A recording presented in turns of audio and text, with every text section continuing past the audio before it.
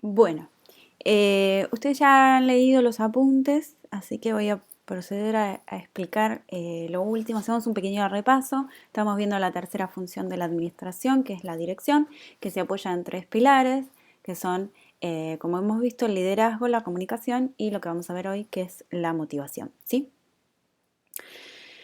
En términos generales, se puede definir como motivación la razón de obrar que influye en la realización de un determinado acto, ¿sí? La motivación está constituida por todos los factores que son capaces de provocar, mantener y dirigir la conducta de un individuo que surge a partir del deseo o de la necesidad insatisfecha que él posee, ¿sí? Eh, Básicamente, estar motivado significa tener motivos, motivos que me impulsen a mí o a quien sea a alcanzar un objetivo, ¿sí? Dentro de una organización puede ser definida como el deseo de los miembros para cumplir con la labor asignada. Por lo tanto, sentirse motivado significa identificarse con el objetivo o el fin que esa empresa que me alberga está proponiendo, ¿sí? Motivación, como dije, tiene que ver con tener un motivo. Estar motivado significa identificarse con los objetivos de esa organización. Cuando esto pasa, o sea, cuando mis objetivos coinciden con los objetivos de la organización, la dirección de nuestra empresa o de esta organización va a ser eficiente o va a ser eficaz, si no queremos ser tan ambiciosos, ¿no? Cuando mis objetivos no están alineados con los de la empresa, genera una insatisfacción, una desmotivación. Ya no tengo tanto motivo para hacer mi trabajo, para estar aquí, ¿sí? Entonces ahí eso va a afectar, pero radicalmente, el curso de la organización. Entendemos que la motivación es una parte primordial de la dirección, porque un buen líder, aparte de ser líder y de saber comunicar, tiene que ser capaz de motivar a sus subordinados. ¿Y por qué permanentemente, dice aquí? Porque los deseos y las ambiciones de las personas no son constantes, ¿no? Imagínense ustedes hoy por ahí con 20 años entran a trabajar en una empresa. Van a tener un determinado anhelo, un determinado deseo, una determinada necesidad. Pasan los años, dentro de 10 años posiblemente tengan una familia, tengan hijos, tengan que mantener esa familia, quieran tener su propia casa, quieran progresar, crecer en lo profesional y en lo económico. Entonces sus deseos y sus necesidades no van a ser los mismos que tuvieron hace 10 años atrás, ¿sí? Entonces un buen líder tiene que chequearlos continuamente, tiene que consultarlos, tiene que conocerlos. Ojo, que los conozca no quiere decir, que yo conozca los deseos de mis subordinados, no quiere decir que la dirección va a ser eficaz o eficiente. Pero si yo los conozco y detecto insatisfacciones, voy a tratar de encontrar la forma de que esas insatisfacciones no se generen, o mejor dicho, de satisfacerlas, ¿sí? Porque un individuo que no se encuentra satisfecho en su puesto de trabajo, lo más probable es que ocurran dos cosas. O se quede ahí porque necesita el trabajo y haga su laburo a desgano, o se vaya a otra organización que sí le resuelva esa insatisfacción, ¿sí? Por eso es tan importante que el líder lo conozca, ¿sí? Este gráfico muestra básicamente cómo se genera una necesidad. Surge un estímulo, ese estímulo genera una necesidad es una situación de inconformidad, algo que no está satisfecho, y de ahí deviene una serie de actitudes que uno toma que generan un determinado comportamiento para alcanzar ese objetivo que en definitiva es ese estímulo. Ese objetivo es la falta o la carencia de algo. ¿Por qué? Porque el ser humano continuamente necesita satisfacer sus necesidades, ¿sí? Entonces, a partir de ahí, les presento dos teorías, ¿sí? Que son las teorías de Maslow y las teorías de Herbert, ¿sí? Tienen que saber que estas teorías están presentes por ahí, como surgen de la psicología, quizás las hayan visto en otros ámbitos, ¿sí? Por ahí lo han visto en otra materia, o si alguno estudia el profesorado, quizás la ha visto en alguna de las materias que tienen que ver con el profesorado, ¿sí?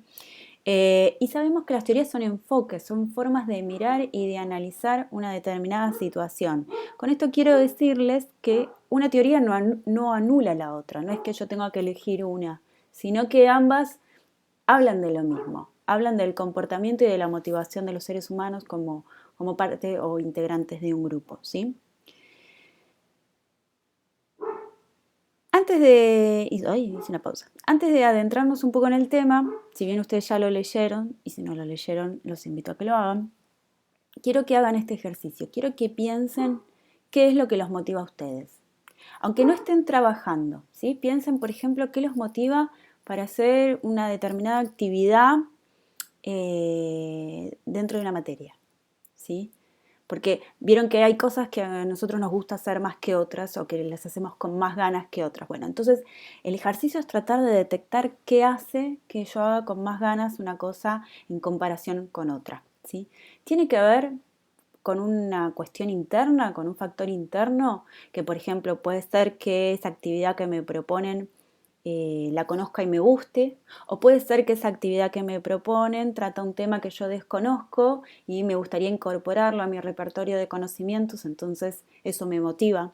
O quizás tiene que ver con algo más externo, por ejemplo, con la forma en que ese profesor propone la actividad, cómo da la clase, si me transmite algo más que me hace que me interese, eso ya sería un estímulo más de tipo externo, ¿sí? La idea es que nosotros podamos detectar eso para poder estudiar o para poder entender estas dos teorías. Maslow era un psicólogo, Herzberg también, ¿no? Que hizo muchos aportes a los estudios del comportamiento humano. Él estuvo formado desde el psicoanálisis y bueno, estudió mucho el comportamiento de los seres humanos y estableció esta teoría que es la famosa pirámide de Maslow. Maslow lo que habla es, lo que dice es que existe una pirámide, por una forma de graficarlo, y dividió a las necesidades humanas en 5. De esa pirámide él establece o pone a la base lo más elemental, y en la medida que se van resolviendo las cuestiones de base, el individuo va ascendiendo a cuestiones no tan elementales, ¿sí? Es imposible que alguien que no tenga cubiertas las necesidades de base vaya a proyectar alguna o a pretender satisfacer una necesidad que tiene que ver con la cúspide de esta pirámide, ¿sí? Y estas necesidades de base son las fisiológicas, luego le siguen las de seguridad, luego le siguen las necesidades sociales, las de reconocimiento y las de autorrealización. Acá les sintetizo un poco estas necesidades. Las necesidades fisiológicas son, no sé, el alimento, el abrigo, ¿no? El tener un techo, el tener para comer todos los días, el tener ropa para vestirme, son las que tienen que ver más con el instinto de supervivencia y como dice el apunte, tienen que ver con nuestro cerebro reptiliano, ¿sí? Lo primero que vamos a necesitar como ser humano es respirar, comer, beber, dormir. Hasta que nosotros no tenemos cubiertas esas necesidades, no vamos a pensar en satisfacer otras necesidades. De hecho, quizás hasta no se nos despierten otras necesidades. Es muy difícil que una persona que no llega a fin de mes o que no tiene para comer pueda pensar en desarrollarse en un campo profesional, porque tiene una prioridad antes que resolver, ¿sí? Por eso decía que a medida que se van resolviendo las de base, el individuo va ascendiendo para tratar de cubrir otras necesidades.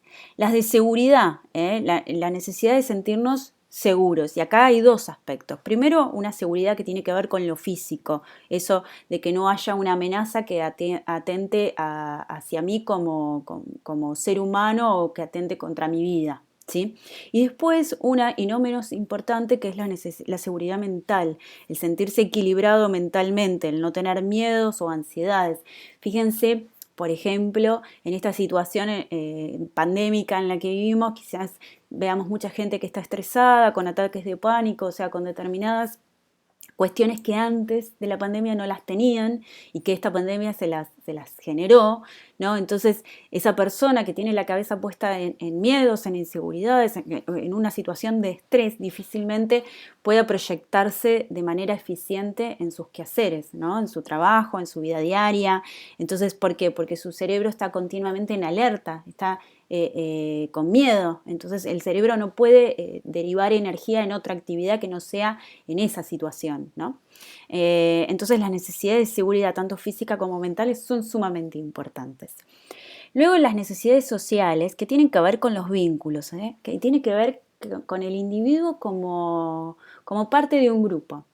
Nosotros no lo vimos en la materia porque yo lo saqué hace unos años, pero hay un montón de teorías que tienen que ver con la administración y con los enfoques de la administración. Y muchas de esas teorías muy antiguas no consideraban al ser humano como sujeto social, o mejor dicho, no consideraban que los vínculos con el otro podían afectar el desempeño de ese ser humano dentro de una organización. Fíjense qué importante aporte hizo el psicoanálisis, hizo Freud para entender al hombre como un sujeto social y a partir de ahí para verlo como un sujeto que es capaz de desarrollarse de manera eficiente si tiene vínculos sanos con las personas con las que se desempeña o con las personas que lo rodean, mejor dicho, ¿no?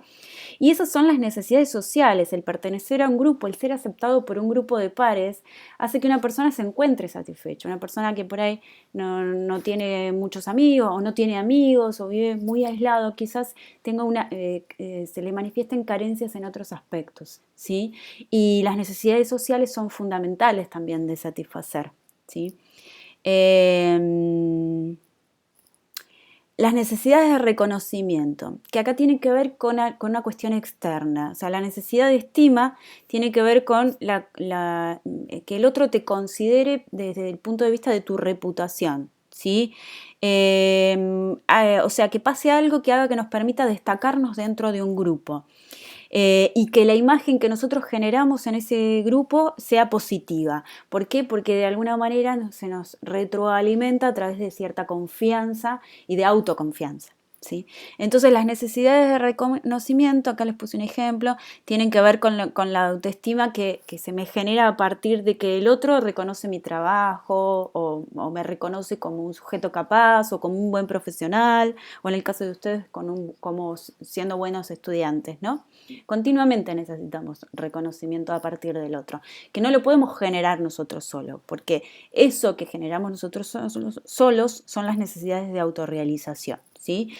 Que dice que cuando finalmente nosotros tenemos cubiertas todas nuestras necesidades físicas y mentales y cuando hay alguien que nos dice que hacemos las cosas bien, empezamos a preocuparnos por el desarrollo personal y esta necesidad solamente la podemos satisfacer nosotros solitos, no puede venir alguien a satisfacerla. Por supuesto que llegamos acá luego de haber resuelto todas estas y en todas estas sí intervinieron estímulos externos, ¿sí?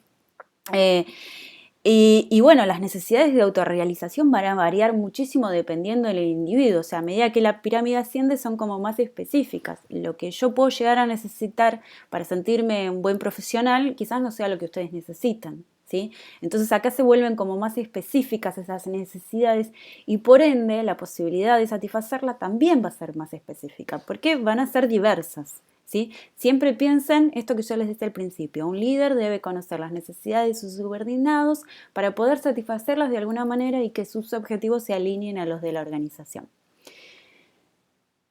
En síntesis, acá les armé como una síntesis. Esta teoría consiste en ver todo desde el punto de vista de las privaciones, desequilibrios o las necesidades que obligan al individuo a comportarse según determinadas reglas. Los individuos nos movemos dentro de determinados ámbitos reglados, sea una sociedad como el Estado de Bahía Blanca o sea, por ejemplo, una empresa o sea una escuela, ¿sí? Hay determinadas reglas y nosotros nos movemos o deberíamos movernos cumpliendo esas reglas. Algunas necesidades pueden dejar de motivar una vez que estén satisfechas, por ejemplo las fisiológicas y las de seguridad.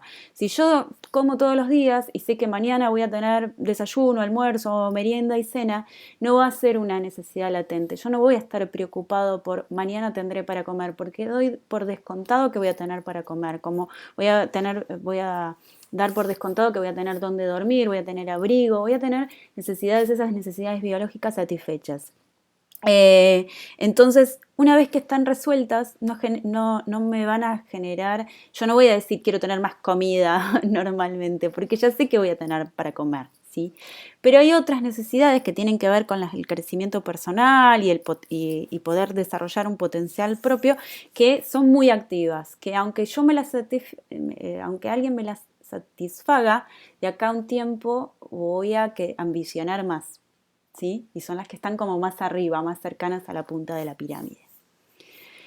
Herzberg, que también habla de la motivación, él arma dos grandes grupos. ¿Sí? La teoría de Herzberg también era un psicólogo y el autor plantea la existencia de dos factores que orientan el comportamiento de las personas. Y él habla que existen factores que él llama higiénicos o extrínsecos, que son condiciones externas que están vinculadas al ambiente de trabajo, al lugar físico de trabajo. Y dice que si bien no elevan la motivación cuando están presentes, cuando no están presentes disminuyen la motivación. Y tiene que ver con el ambiente en el cual yo trabajo. Si yo tengo una silla cómoda, un escritorio, tengo ventilación, tengo calefacción, tengo una ventana, así. Cuanto más lindo es mi ambiente de trabajo, quizás yo trabaje más a gusto. Ahora, el día que se me corta la calefacción, no tengo aire acondicionado, me sacan la ventana, me dan una silla que está un poquito rota, ya ahí estoy medio disconforme, estoy incómodo, ya no trabajo de la misma manera, porque me quitan algo que antes tenía, típico. Entonces, lo que dice que esos factores que son externos, que no tienen que ver con la personalidad del individuo, afectan cuando no están. Y cuando están, se dan por descontado. ¿Sí? Y tiene que ver, si hiciéramos una comparación con los factores que están como más en la base de Maslow. Y los otros factores que él llama motivacionales o intrínsecos están relacionados con la satisfacción que a mí me genera las tareas que se me adjudican o que yo tengo que generar o realizar, mejor dicho, dentro de un puesto de trabajo. Los factores motivacionales están bajo el control del individuo, ¿no? Por eso son internos, ¿sí? No es que algo de afuera puede venir a modificarlos. Tiene que ver con las tareas y con la responsabilidad que se generan a partir de esas tareas. Y aquí estos, cuando están presentes, elevan la motivación. Y cuando se ausentan, la disminuyen. Son como directamente proporcionales, ¿sí? Entonces, la teoría de los dos factores se centra en las recompensas. La de Maslow se centraba más en lo que son las privaciones y los desequilibrios, y la de Herzberg se centra en las recompensas que un líder podría generar para satisfacer estos dos grupos de necesidades. Los resultados extrínsecos, es decir, los relacionados con el entorno del trabajo, pueden ser, por ejemplo, el aumento del salario, premios económicos, o sea, vieron, por ejemplo, las comisiones sobre las ventas, tener una buena relación con mis compañeros, sentir que estoy estable laboralmente, y son efímeros. ¿Por qué? Porque yo les doy un aumento de sueldo hoy y ustedes están contentos, pero por un tiempo, no van a estar contentos toda la vida. El día de mañana van a querer un aumento de salario, ¿sí? Por eso se dice que el aumento de salario es como el pescado. ¿Vieron que uno come pescado y al rato tiene hambre? Y necesita comer otra cosa porque siente que tiene hambre, porque lo digirió rápido. Bueno, es igual, o sea, sirven, está buenísimo, son bienvenidos, pero el líder tiene que saber que no son eternos ni perdurables, ¿sí? Y después hay otros estímulos, otras recompensas que son afectan lo intrínseco, lo interno, que están relacionados con la promoción y con el reconocimiento, ¿sí? Que están como más arriba si hacemos una comparación con la pirámide de Maslow. Y tiene que ver con los logros, con que haya alguien que me motive, por ejemplo, la libertad para poder realizar una determinada tarea. O sea, no es lo mismo que un jefe venga y me diga qué hacer y cómo, que otro que me diga qué hacer y me dé la libertad de cómo hacer mi tarea, porque ahí de alguna manera está reconociéndome, está diciéndome que yo soy capaz de tomar determinadas decisiones, está delegando en mí, está confiando en mí. Y eso, fíjense que quizás no generó ningún tipo de gasto o inversión económica, ¿sí? Sino un líder capaz de delegar. Por ejemplo, los ascensos, el reconocimiento público, que vengan y te digan delante de todos que hiciste bien tu trabajo. Ahí eso es una forma de legitimar delante del otro tu trabajo y tu puesto. Permitirte que te desarrolles en lo profesional, por ejemplo, un líder que sea capaz de detectar una faceta no explotada en tu puesto de trabajo y te invite a capacitarte y se te pague la capacitación y vos aprendas, y eso quizás pueda hacer que te cambien de puesto o que te asciendan o que te den una tarea mucho más interesante. Bueno, eso también tiene que ver en la capacidad de observación de ese líder y del conocimiento que tenga sobre sus subordinados. Eh, Acá este cuadrito está buenísimo porque es una comparación entre la teoría de Maslow y la de Herzberg. Por favor, vuelvo a decirles, no piensen que una anula a la otra, sino que todas hablan de lo mismo, nada más que son de diferentes enfoques. Básicamente lo que yo quiero que entiendan es que la motivación es fundamental para una buena dirección dentro de una empresa y que hay diferentes factores que trabajan sobre la motivación de los individuos, que esos factores no son eternos, que hay diferentes formas de motivar a los empleados. También véanlo como si ustedes el día de mañana fueran empleados y puedan detectar cuáles son estas cosas que los motivan. Esto que yo les decía al principio, ¿qué los está motivando? ¿Algo interno o algo externo? Si es algo externo, es más fácil pedirlo. Y si es algo interno, por ahí va a ser más perdurable, entonces también se puede pedir o se puede solicitar, digamos, a nuestro líder, ¿sí? Así que, bueno, básicamente esta es la explicación. Con esto cerramos la tercera función, que es la de la dirección, y vamos a pasar a la otra, que es la de control.